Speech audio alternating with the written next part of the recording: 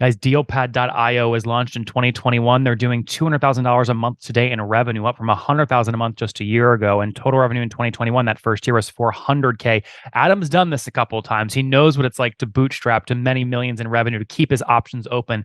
That is what he's doing today with 160 customers. Again, Dealpad.io is helping you understand how to get your whole team organized around a sales process, specifically the buyer collaboration platform for sales teams, hoping to end this year at 2.7 million bucks of ARR. He's got a team of 16 people, 5 engineers, 4 sales reps to carry quota as he looks to continue to scale.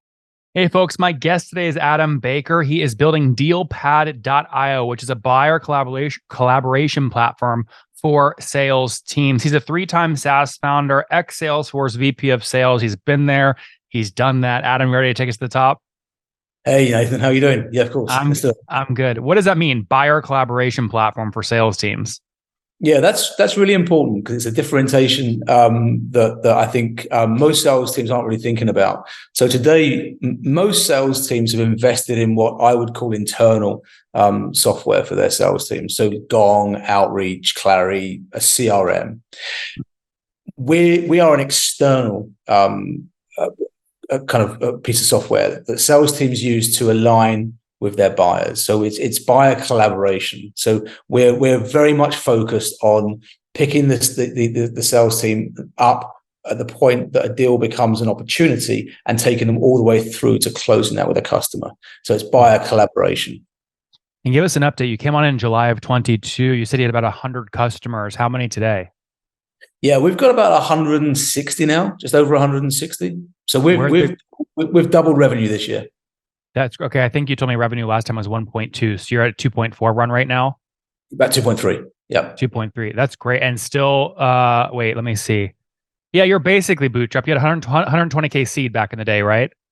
Yeah, we went through Techstars, and they put some money in. That's it. That's all though, right? That's it.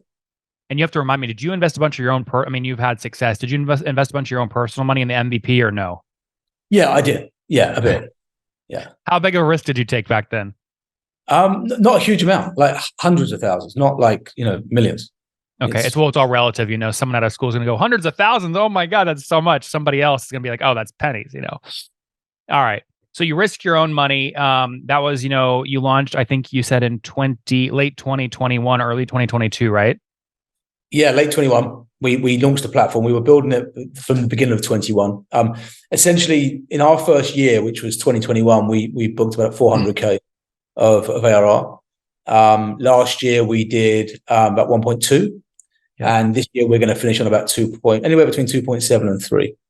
That's great. Where's most of that growth come from? 100 customers to 160, 170. What channels are you using? Well, we've been to your conferences a couple of times. And Thank you. They've genuinely worked very well for us. So I think events have worked well for us. We find that we're able to meet the right people at these events and show them the platform. We do a lot of our work on LinkedIn. Our buyers are all on LinkedIn. So we're quite intentional about how we use LinkedIn. What does that mean? What do you do on LinkedIn? So we've got a really nice hack where we will find somebody that we believe is our ideal buyer and and can be an influencer. So they're not just a chief revenue officer; they're a chief revenue officer with a big network, and we gauge that by how many followers they have, and then we'll link in with them and we'll follow them. And the way that most people have, particularly the people with the high amount of followers, is you don't connect to them now; you follow them. But what it means is that you do follow them, so you don't have to wait for a connection. And now you get all their posts. And so what we're looking for is who's commenting on those posts, who's liking those posts, how relevant are they to us? And then we build out and expand our kind of sphere of influence that way. Is that manually? You're clicking on an influencer's post and seeing if they got 200 likes. You're looking at every single like, and then how do you do that? We have got some software that automates a bit of it, but a lot of that is manual. What's the software that you use? We're using a software called Connected. Okay. And you they're doing well. You like them? Yeah, it's pretty good. But a lot of the work we do with this is manual, and so our SDRs carve out a piece of their day every single day to do this inside LinkedIn. And how many SDRs? We've got 4. And how much time do you require they do this on LinkedIn? An hour a day. Oh, what's going on there, YouTube? Good to see you guys. Now imagine this. You love watching these interviews with SaaS founders, but imagine if we took all of the valuation data out from over 2,807 interviews I've done manually. Saves you a lot of time. Well, we've done this. We've built it into the beautiful interface inside of FounderPath. Check this out. I'll show you how you can access this in a second, but you log in, you connect your Stripe account, you see your valuation real time, you can see what it changed over the past 88 days, and even set goals for valuation this year. Now, the secret to valuation is there's many different ways to value a SaaS business. So the reason you're going to see 3 or 4 different valuations inside of your FounderPath dashboard, this is all free by the way, is because depending on who's doing the buying of your SaaS company, you're going to get a different valuation. A VC is going to pay a different valuation. Private equity firm is different. If you're going to do a minority sale, that's different. And if you sell the whole business, that's a different valuation. You can see all those when I hover over here. Right, so the teal is what a VC would pay, yellow is what private equity, and red is if you sold the whole thing outright. Now, what's cool about this is not built off random data. Again, you guys hear these interviews on YouTube. All these data are built from real-time valuation data points founders share with us on the show. So Traction, 1.2 million, seed round, 3.7 raise, they sold 22% of their business. Go in here and filter by the event. Maybe you only want to see companies that have sold the whole business. Well, here are a bunch that have been acquired, the valuation and the multiple. Maybe you're going out right now and you're raising your seed round. Well, go in here and look at all this recent seed deals that went down, what they raised, what valuation they raised at, and what percent that they sold. There's never been a larger data set of SaaS valuations than what you can get now inside of FounderPath, and we're thrilled to bring it to you. All right, we're going to go back to the YouTube video here in a second, but if you want to check this tool out, if you want to jump in and sign up, you can check it out for free to get your valuation at this link, founderpath.com/products/valuations. Or if you go to founderpath.com and hover over products, click on get your valuation here, and go ahead and sign up to give it a whirl. Again, all that valuation data live right inside the platform. I hope to see you there. All right, let's jump back into the interview. Wow, okay, so 4 hours. And then how does Connected support what they're doing? So Connected will automate the outreach that we have to them. Oh, I see.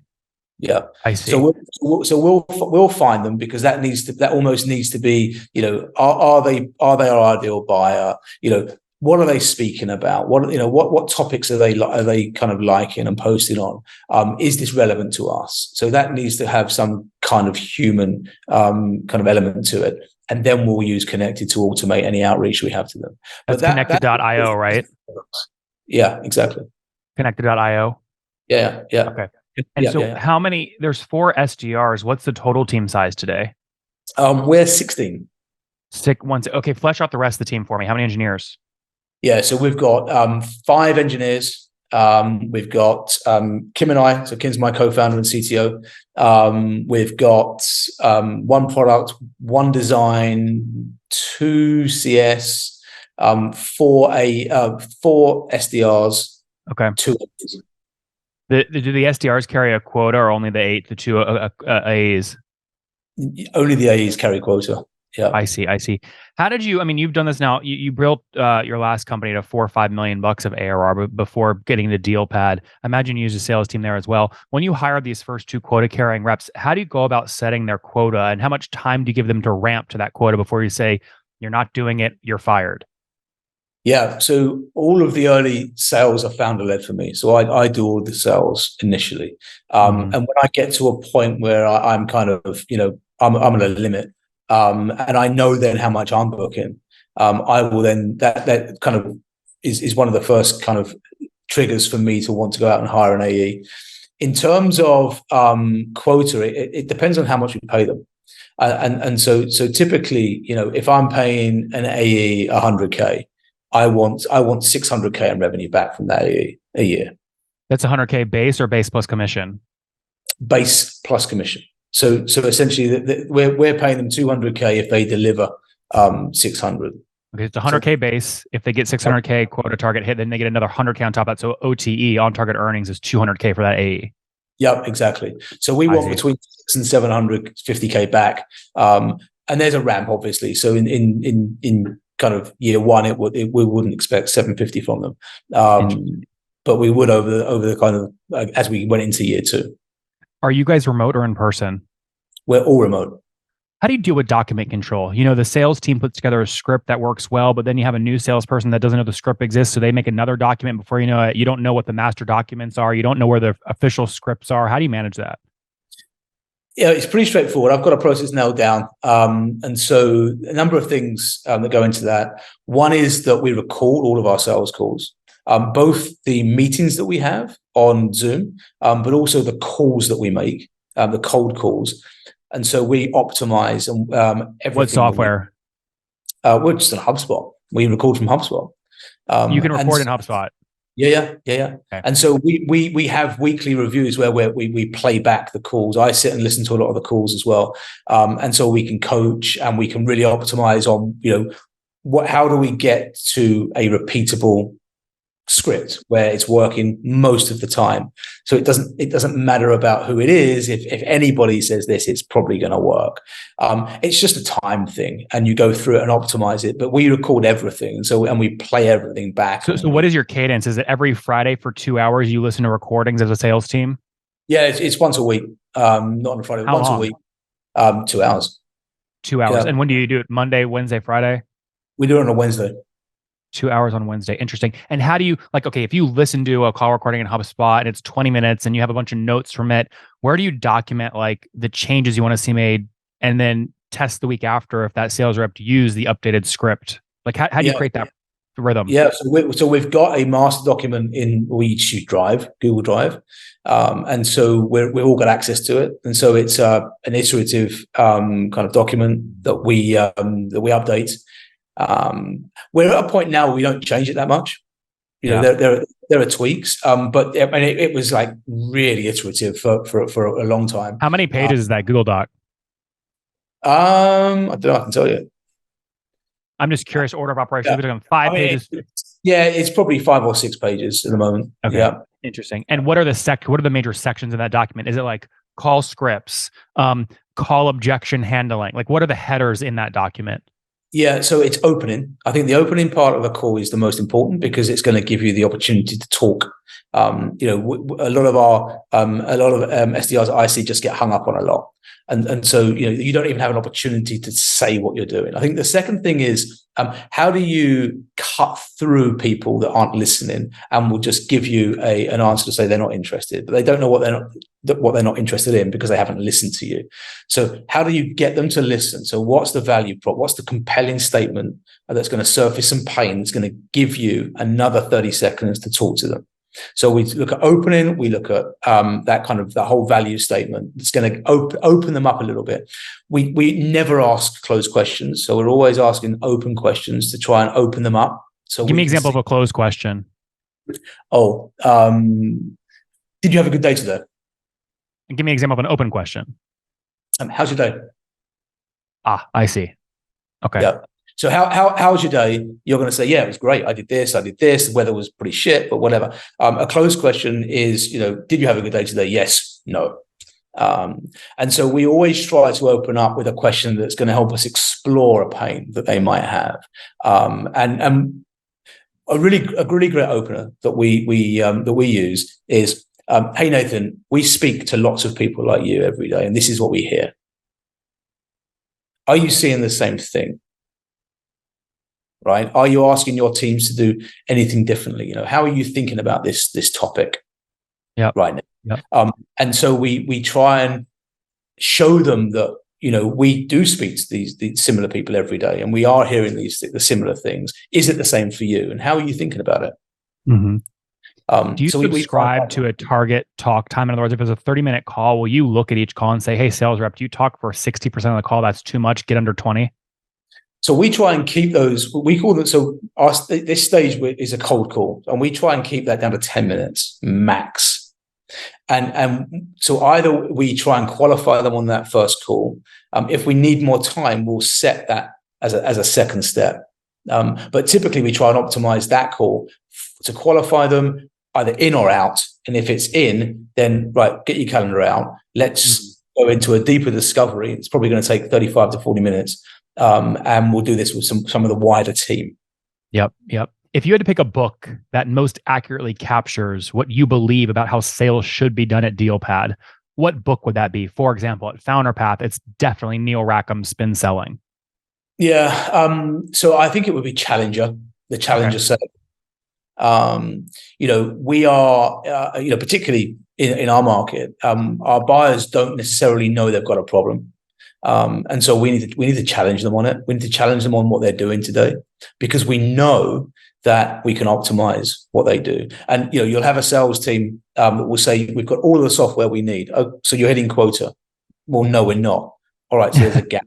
Right? Where is the gap here? Is it top of the funnel? Is it inside the deal and mid funnel? And really try and understand where the gap is for them, and really try and challenge them to think about where that gap is, and then what's missing. What could you do? So yes, oh great. So you did an 80% year last year, fantastic. But if we could get you another 30%, and you did 110%, what would that mean to your business? How could it grow faster? Mm-hmm. How many more people could you hire?